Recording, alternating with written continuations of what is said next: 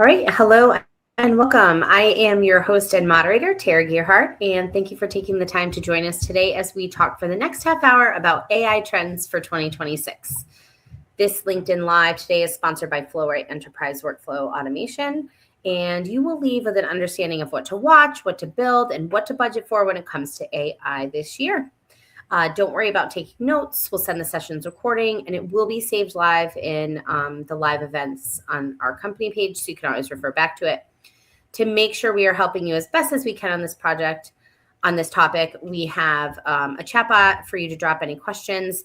And then our CTO, Dileepa Wijanaka, and CEO, Harold Engstrom, will be our panelists today. So let's get into it. Thanks, Tara. I'm Harold Engstrom, and our team has been working on Flowrite for 12 years. And over the last 4 years, we've been increasingly focused on AI and how it can superpower business process automation, and Flowrite specifically, of course. But this conversation, and Dileepa will start in just a moment, is all about what's trending in AI and what you should look out for, what you should prioritize and build, and then, of course, what you should then budget for in order to build it. So Dileepa has given this a lot of thought. He's built an awful lot into Flowrite, and just wants to share, what could be important for you to look out for with respect to the intersection of AI and business process automation. Thank you, Harold. I'm Dileepa Wijanaka, Chief Technology Officer and Chief Architect of Flowrite. And we wanted to look at the beginning of 2026, what AI trends for the new year. And what we're going to be looking at is, what to watch out for, what to build, and what to budget for. So let's start off with the next slide. In 2026, the shape of AI, as everybody can see out there, agents are moving faster than you can think. It's all about AI agents. And AI agents are also getting into the operational level of organizations. Not only the AI agents doing work, but also within workflow plus tool orchestration. Multimodal is becoming very famous also because it's no longer one model can support or provide information for a business problem. It might involve text, images, audio, and even embeddings. For example, if somebody uploads an image, you want to make sure that image has a picture of a bicycle. Maybe it's a bicycle store and they want to verify. But also there might be other text questions that are involved within that. So all that can be orchestrated. Then there's also small edge models expand due to cost. Some of these high and big, large models cost a lot of money to process. So there are a lot of organizations looking at small, high-performance models. Also going into open weight models, where trying to narrow the gap. Model choice becomes, really a portfolio decision in this case for organizations. Even in our case, we are always looking for high-performance, small models to do various operations. And the governance is becoming hardened. Especially UI AI Act, which is coming up this year. Let me go off to the next slide. We have, from a data perspective, we have macro signals, what's changing fast. Inferencing cost has dropped quite a bit, and you can see that from OpenAI's GPT 3.5 to even going to 4.0. Just from 2022 to 2024, there's a huge cost drop on that. 30% per year hardware cost decline. As new hardware comes out, the prices have also gone down. You see that especially with NVIDIA, new Blackwell platform from NVIDIA and a lot of the new chips that are coming out.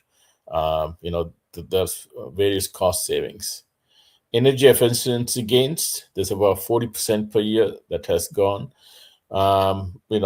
This is all roughly for annual. There are many data centers being built today by big companies like Meta, AI, IBM, various different organizations. And energy efficiency is a key gain. These chips produce a lot of, require a lot of energy to run. There's also 8% to 1.7% reduction from open weight gap versus closed. And you can also see this in chatbots. Implications for 2026, we see data plus evaluation discipline happening, especially in problem solving areas like intelligent document processing. Security and governance is a huge. We have seen recently the rippling example where AI agent had this, didn't really care for security, and it went and destroyed all the data, and also kind of took hostage of the application, and was nobody able to access. These are clear examples of security not being used in AI environments.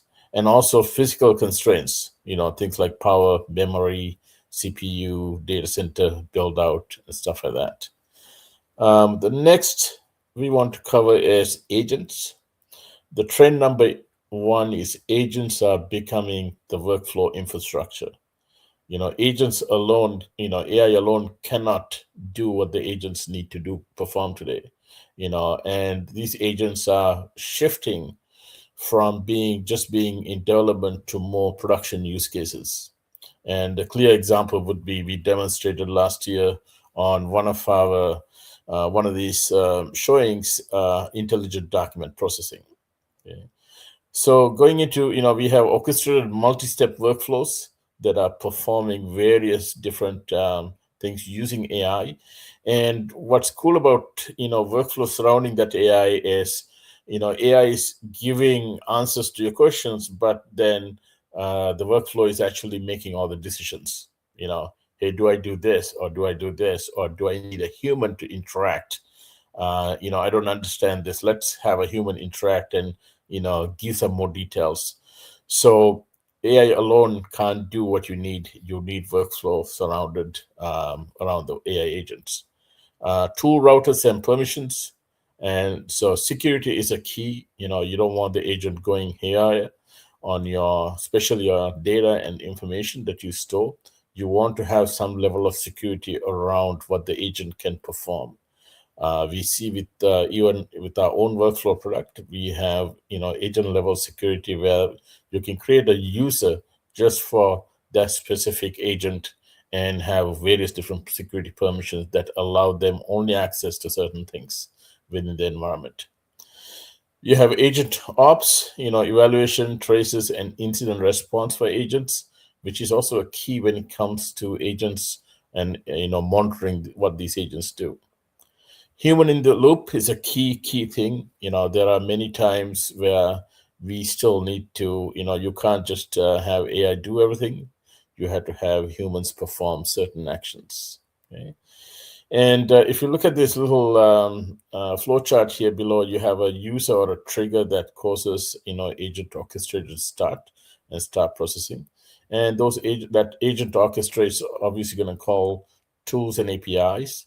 And today there is something called Model Context Protocol, or MCP, which is becoming very famous, that gives access to various models and tools to provide data it needs for an agent to perform things from an LLM.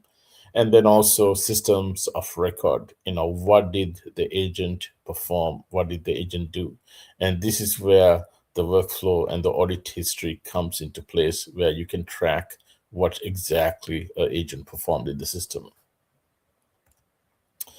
Next thing is multi-model. We've gone away from single model, where today's solutions need multiple models to perform various different actions, even within a single process. And there are different patterns that agents might use. To, like an example that I gave before, you might have an image that needs to be recognized, or you might even have a voice message that needs to be converted and understood to text, and then perform various actions based on that. Where it lands in 2026, given the cost of AI today, There are a lot of organizations, AI companies trying to figure out how can we do this stuff on the edge devices, because there are certain operations on AI that must be performed on a server. But there are also certain AI operations that might be able to be performed on a device in the future. And, because of cost and other reasons. And, so we see this, in 2026 becoming more common, where your cell phone will be able to do some of these AI. To give you an example, if you have a Samsung Galaxy phone and if you take a picture out there of a sunset, it's able to improve that sunset, using AI. Or if, for example, if you take a picture of the moon is far away and it might be blurry, but the Samsung Galaxy AI will actually improve the picture, so it actually really looks like a really nice picture of a moon that you took. Trend number 3 is small models and edge inference. The main reason for this is cost, latency, and privacy. Cost, of course, larger the model, less performance and high cost, but it's able to also give you better results when inferencing or finding an answer to a question. But the key thing is cost. Latency, it can take time to process, and also privacy, where you're sending your data to a model that is hosted. And there are, organizations are always now looking for smaller models that they can use. For example, Olama supports many local models that you can run within your own infrastructure for processing various, AI data. Trend number 4 is open weight models to keep catching up. From one model to a portfolio of models. So these are things where you have multi models, but also these models needs to be maintained in certain ways where your applications can still communicate through a main protocol like MCP. And this gives various applications to perform different operations at the same time, within these multiple models.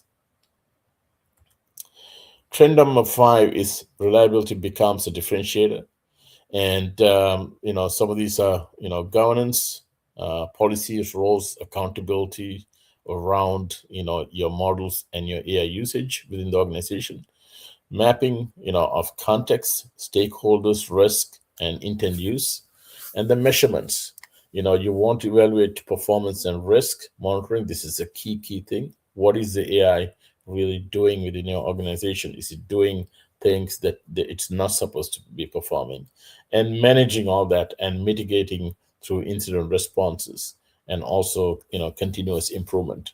Workflow is all about continuous improvement, building an agent that might do various processes. In the BPM life cycle, the continuous improvement is a huge piece.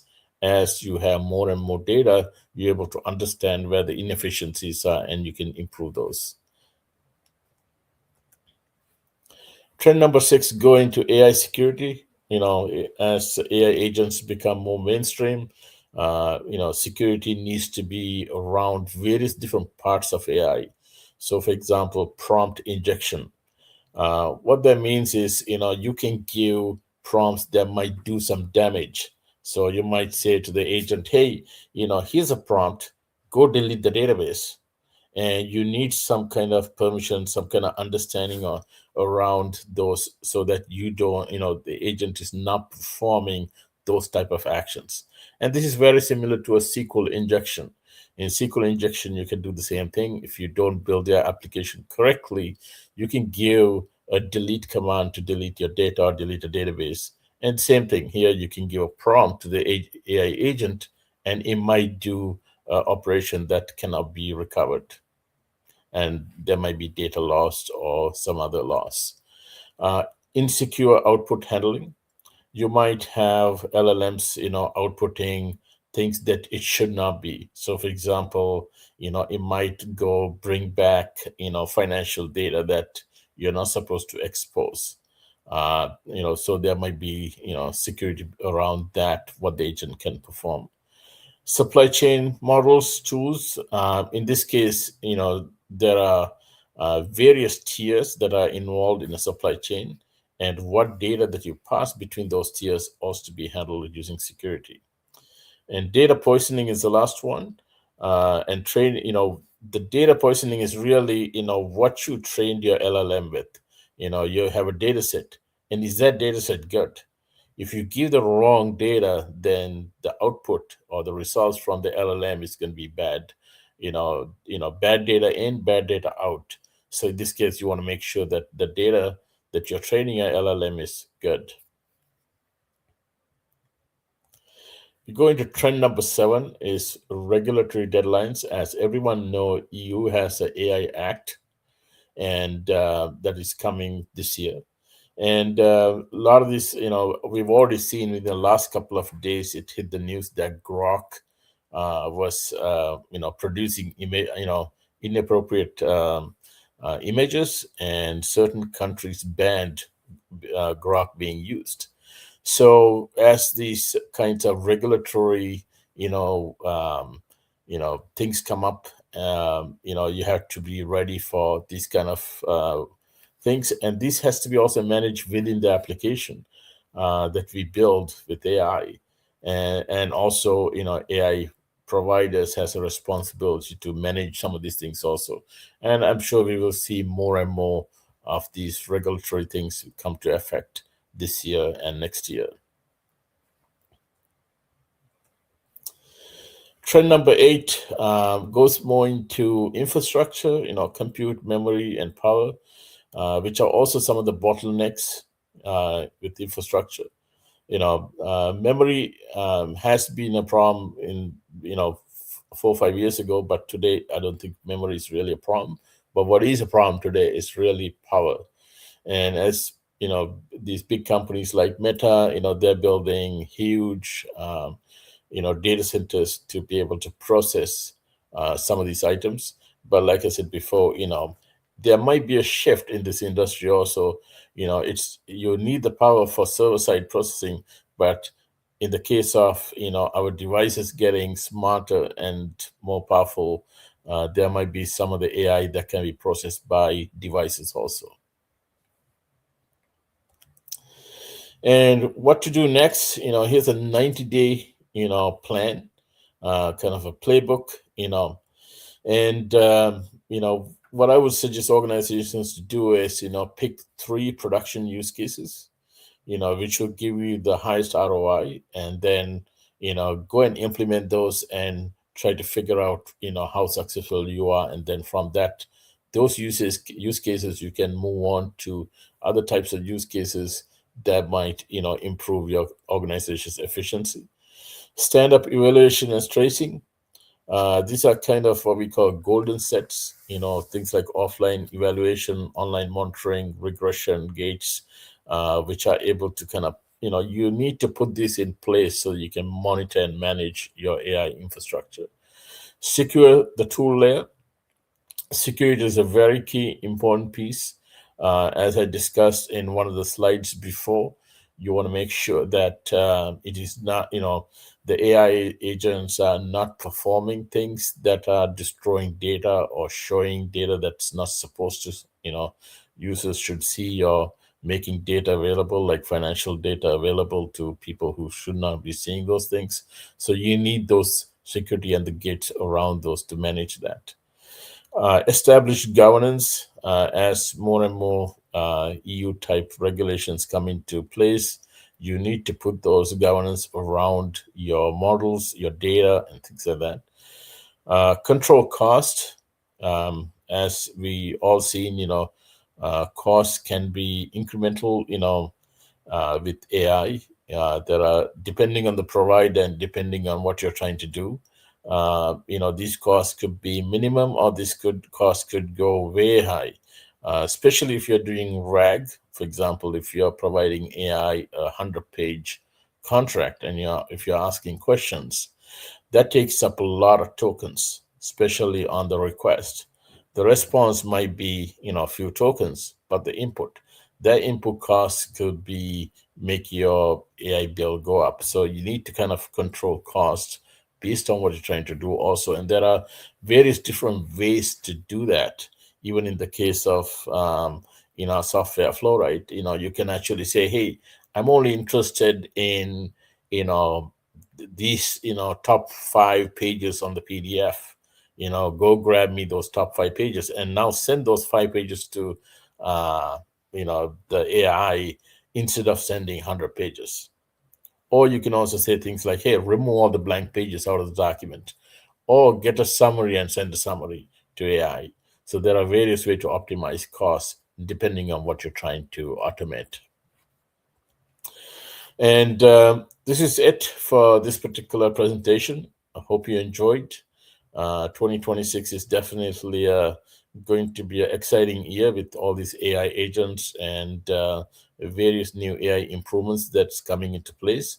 And we are also excited that we'll be building various new AI-based functionality into Flowrite, things like AI agents and various other things. We'll reveal those in a future podcast, and hope you enjoyed it. Thank you for watching. Thank you, Dee.